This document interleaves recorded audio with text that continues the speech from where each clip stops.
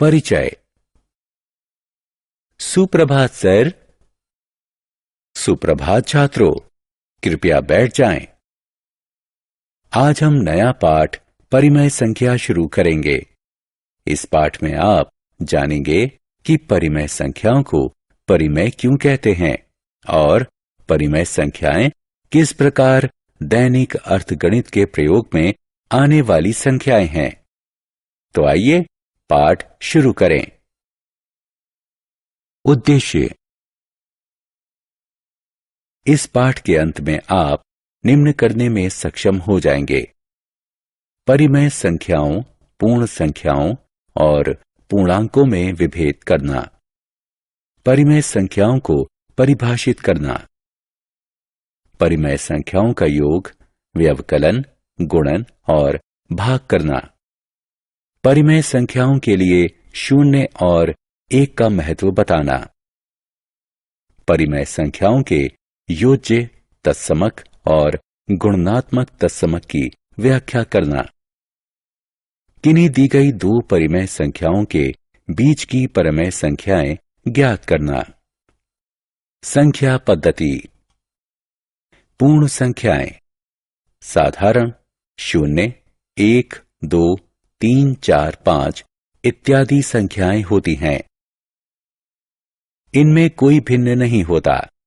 शून्य के अतिरिक्त सभी धनात्मक पूर्ण संख्याएं प्राकृतिक संख्याएं होती हैं। पूर्णांक पूर्ण संख्याओं के समान ही होते हैं, किंतु उनमें ऋणात्मक संख्याएं भी होती हैं।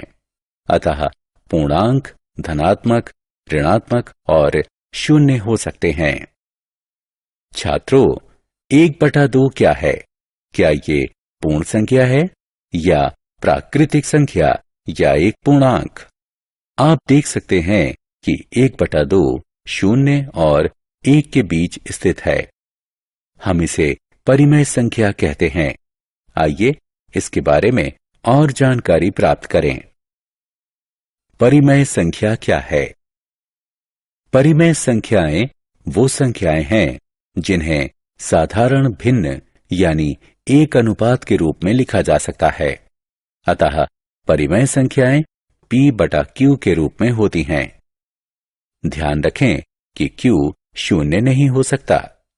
क्या आप बता सकते हैं कि इनमें से कौन सी संख्या परिमेय है? हाँ, ये सभी परिमेय हैं। अतः परिमेय संख्याएं अर्थगणित की सामान्य संख्याएं हैं। परिमेय संख्याओं का सरलीकरण। कई बार परिमेय संख्याएं इस प्रकार की हो सकती हैं। क्या आप सोचते हैं कि ये अपने सरल रूप में हैं? नहीं, इसका और सरलीकरण किया जा सकता है। लेकिन कैसे?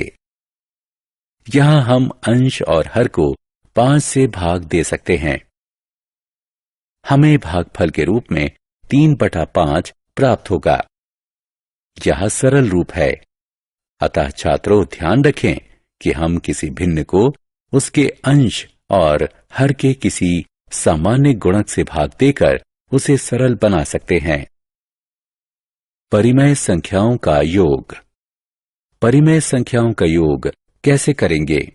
ये आसान है। योग करने से पहले ये ध्यान रखें कि दोनों परिमेय संख्याओं का हर समान होना चाहिए। हर को समान करने का सबसे आसान तरीका है कि दोनों संख्याओं को एक दूसरे के हर से गुणा कर दें। योग का एक उदाहरण है, हम 5/4 का 1/4 से योग करेंगे। देखिए, इनका हर पहले ही से समान है। अतः अंश का योग करके उसी हर के ऊपर लिख देंगे। इस भिन्न को 3/2 के रूप में सरलीकृत किया जा सकता है। परिमेय संख्याओं का व्यवकलन। परिमेय संख्याओं का व्यवकलन भी योग के समान ही होता है। परिमेय संख्याओं का व्यवकलन करने से पहले सदैव समान हर प्राप्त करें। यदि यह समान नहीं है तो दोनों संख्याओं के हर का एक दूसरे से गुणन कर दें। यह व्यवकलन का एक उदाहरण है। हम 5/7 से 1/7 को घटाएंगे। हम जानते हैं कि हर पहले ही से समान है, अतः अंश का व्यवकलन करके उसके परिणाम को उसी हर के ऊपर रखते हैं। परिमेय संख्याओं का गुणन। अब हम परिमेय संख्याओं का गुणन सीखेंगे। यह सबसे आसान है। दो परिमेय संख्याओं का गुणन करने के लिए उनके अंश और हर का इस प्रकार परस्पर गुणन कर दीजिए। यह एक उदाहरण है। हम 1/3 का 3/5 से गुणन करेंगे। सबसे पहले अंश का गुणन करेंगे, अब हर का गुणन करेंगे। इस भिन्न को 1/5 के रूप में और भी सरल बनाया जा सकता है। परिमेय संख्याओं का भाग। परिमेय संख्याओं का भाग भी बहुत आसान है। सबसे पहले दी गई दूसरी संख्या को उलट दीजिए, यानी उसके अंश को हर और हर को अंश से बदल दीजिए। इसके पश्चात इस संख्या का पहली संख्या से सामान्य गुणन कर दीजिए। यह एक उदाहरण है। हम 1/4 और 1/6 को भाग देंगे। अब हम दूसरे भिन्न को उलट देंगे, जिससे इसका व्युत्क्रम प्राप्त हो जाएगा। पहले भिन्न का व्युत्क्रम से गुणन कर दीजिए। इस भिन्न को 3/2 के रूप में सरल किया जा सकता है। 0 और 1 की भूमिका। यहां हमने एक परिमेय संख्या में 0 का योग किया है। आपने क्या ध्यान दिया? जब हम किसी परिमेय संख्या से 0 का योग करते हैं तो योगफल सदैव वही परिमेय संख्या होती है। इसलिए 0 को परिमेय संख्याओं का योज्य तत्समक कहते हैं। अब एक परिमेय संख्या से 1 का गुणन करिए। आपने क्या ध्यान दिया?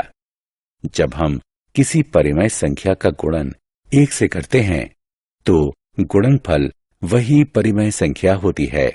इसलिए 1 को परिमेय संख्याओं का गुणनात्मक तत्समक कहते हैं। योज्य और गुणनात्मक प्रतिलोम। अध्ययन के दौरान आपने ऋणात्मक संख्याओं को देखा होगा। क्या घटा 1 ऋणात्मक मान है 1 का? हाँ, क्योंकि 1 जमा कोष्ठक में घटा 1 के बराबर 0 होता है। अतः हम कह सकते हैं घटा 1 1 का ऋणात्मक मान या योज्य प्रतिलोम है। इसी प्रकार किसी भी परिमेय संख्या जैसे 3/7 के लिए योज्य प्रतिलोम घटा 3/7 योज्य प्रतिलोम होगा। विचार कीजिए कि 7/19 का किस परिमेय संख्या से गुणन करने पर गुणनफल 1 प्राप्त होगा। निश्चित ही यह संख्या 19/7 होगी। अतः हम कह सकते हैं कि 19/7 7/19 का व्युत्क्रम या गुणनात्मक तत्समक है।